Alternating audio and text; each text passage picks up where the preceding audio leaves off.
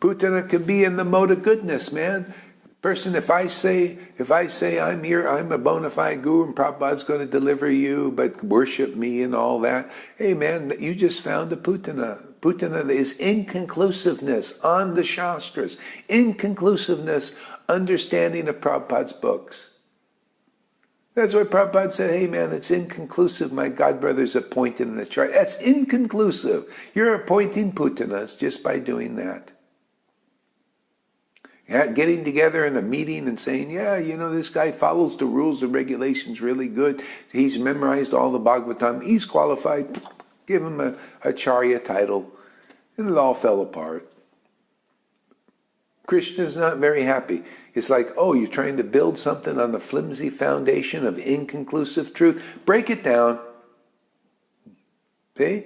That's why Jesus said, you know, I'm building my church on this Peter.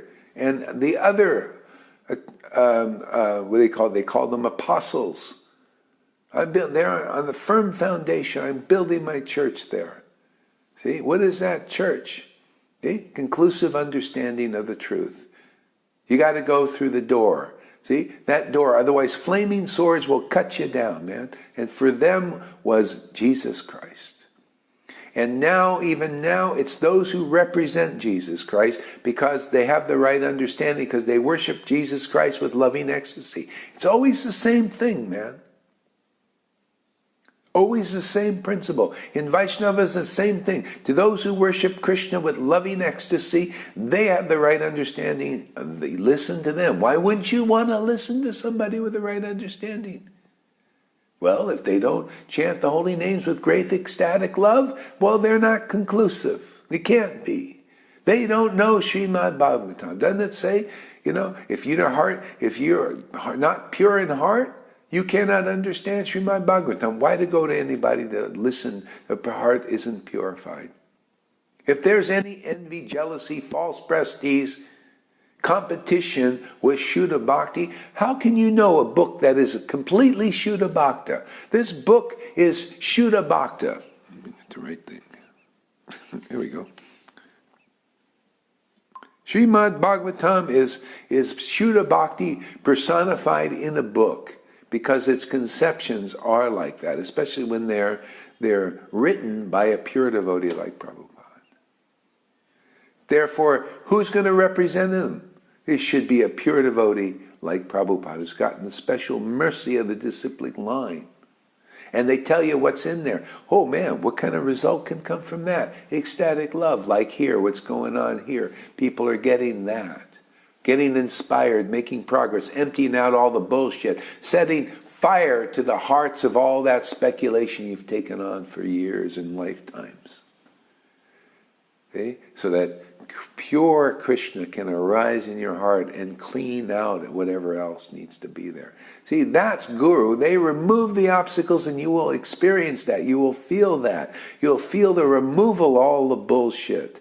Sometimes you're attached to that bullshit, and that's why people leave here. That's the only reason. They attach to this stuff. No, I don't want to let this, I want to go with it. I want to be a big teacher.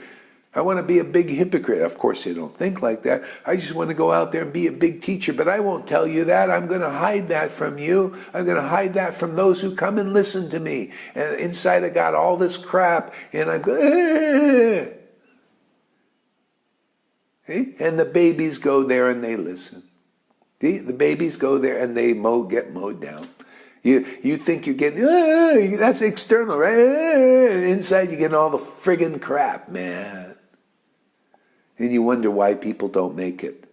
That's all. You don't listen to the real preceptor. You go and do the opposite. Well, go ahead and see what happens. See, the real preceptor sows the words, see, the words, the vibration that gets people through the obstacles. Okay? There's the opposite, Puttana, there's Kalya Lake. See, that's the Kalya River. See, it's a river of Harikatha, man. It's that river of Harikatha. And if it's full of speculation, man, you're poisoned. Your bhakti is poisoned. So many teachers, as well as their followers, are still floating in that river, man. Their bhakti is still dead. It's not even awakened. Okay? So that's why, if you're really sincere, we heard somebody say that yesterday, if you're really sincere, you'll be led to the real preceptor at some point. Okay? But if you're not quite sincere, you won't quite make it. You really, do you really want God? Because that's what, otherwise you'll go to them and then you'll go and get some of these external opulences and then you have to deal with that. Okay, so that's Puttana. How did I get this here? There we go.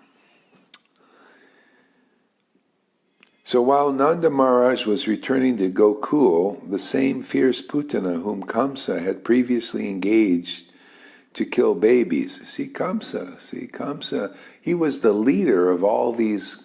You notice these demons were like kings. They're like kings here in this world. That's what they represent. They're in charge. They're in charge of most of the living entities. That's Maya. See? Kamsa represents the Maya. He's the hypocritically devout person too. He pretended to be religious, but he wasn't religious. Inside he had the heart of a materialist. See? And he would engage. Kamsa, you go and mow these persons, you go to Vrindavan, they're babies, and just you mow them down. See? Do you notice how was Kamsa removed from his post?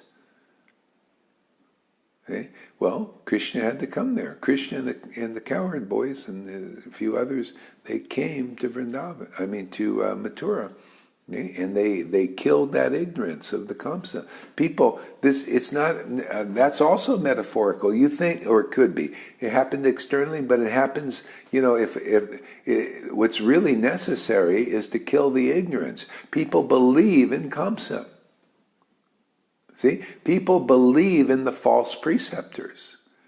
See, it's called hypocritically devout. They believe that person is an expert, but they're not. They're an expert in deceit. They're used by the Maya to bewilder people in this world. They're called illusionists. They have these illusions. You see, they say, "Oh, look at me! I'm a real great devotee," but inside they're not. Internally. See? So who killed Kamsa? See? So that was Krishna, and Krishna does that through his devotees. See? Especially now. See? It's always Krishna killing the ignorance, basically destroying ignorance. You don't have to kill the body. See, they represent all these things in the stories. Okay, happened. But what does it really represent? Because Krishna's doing stuff. He's not just for a reason. He has a transcendental reason for everything he's doing in his pastimes. And only the devotees who genuinely worship the Lord with loving ecstasy, transcendental, loving, unalloyed love, they know that reason, or the Lord informs them. They get the right understanding. See? So that, when you find the real preceptor, the real guru, they destroy that ignorance of the Kamsa. They say, "Hey man, don't worry." You notice that people are devotees here, they're going standing up and they say, "Why are you worshiping the Kamsas? Why are you worshiping those who don't have true ecstatic love and conclusive truth?" That is wrong. You're right. People are standing up for that now. People before were standing up for the Kamsas. They said, "No, let us be led by the Kamsas and by the Puttanas and by those who are pumping out poison from their Harikatha even." See? Their hearts are not purified. They're full of false ego. They want to be a big teacher, great teacher, and they project that on the real teacher, don't they? Didn't they do that to Jesus? "Oh, he's a hypocrite." They were hypocrites. "Oh, he's a liar." No, they were liars. That's what they do. That's an illusion trying to create for the baby. See, she's a baby killer. She can only kill those who are not spiritually reborn and nurtured to the point where they're strong enough to face Puttana. Look at our our persons here, they're getting spiritually reborn and nurtured to the point they're standing up and say, hey man, it doesn't make sense to worship Puttana anymore. See? Before it was, people are illogical and not clear when you're just beginning and you're not spiritually reborn. You're under all the obstacles, so many obstacles, to getting this eternal connection with God. Isn't that natural? Can you see? Can you imagine trying to surpass all these obstacles on your own, or with all your speculations on Prabhupada's books or the Bible or anything? You got to somehow be lucky enough in some lifetime to meet the mature devotee that's worshiped the Lord in ecstatic love, not only for one lifetime, but for many lifetimes. And they're so clear on these books, and then they can tell you, like Jesus said, only the Father knows the Son, and the Son knows the Father. That's a mature devotee who worships the Lord in intimate, loving ecstasy for lifetimes. That is why they're sent here. You don't meet somebody like that, you're not delivered, man. Puttana will mow you down. You'll just, I don't need anybody to help me connect. I can do it myself. You'll be mowed down by your false ego, can't not get dismantled. It doesn't work like that. You got to go through the door. Jesus, that's why I always loved Jesus' preaching. I saw it deep into that, and deeper and deeper and deeper. Yeah, you don't go into the door, you're thrown out of the kingdom. The door, I said, I'm the door. The door is the empowered representative of God. The person who comes here. And people say, well, it's only Jesus. Well, hey man, who are you to say for what God's going to do? What everybody needs to see, can you see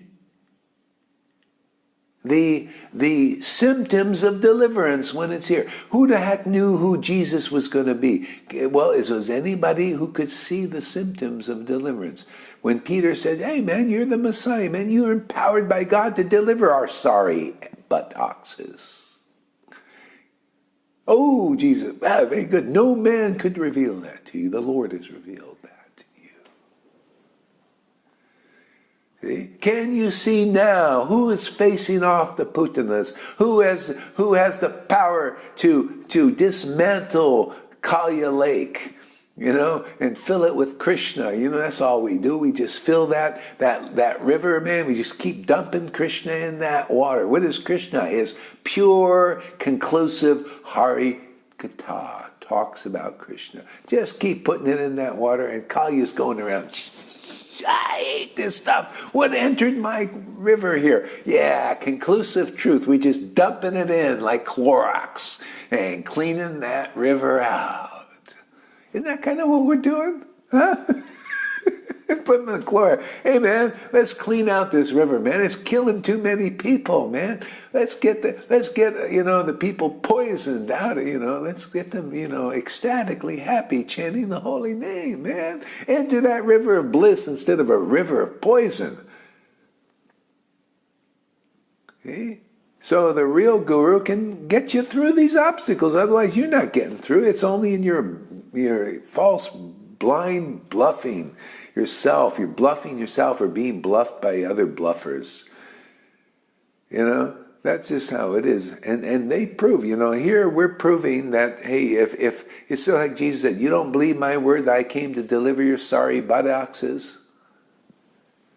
Well, if you don't believe my word, why don't you believe the works that God is doing? Look at that dead, living, walking dead person. Look at him jumping up for joy in the spirit, man. See? Same thing here. You don't believe my word that Prabhupada came, Krishna came to give these orders and blessings? Okay, I can get that. Well, if you don't believe all the people who are believing, the first fruits that are coming here and their heart is being called, and all the bliss they're getting, and all the realization they're getting, all the joy they're getting, all the enthusiasm they're getting, you're one dumb, I won't say it exactly like I would like to say, you're one dumb person. You're under the donkey, the stubborn. There's a donkey obstacle. We'll get into that sometime too. It's very interesting.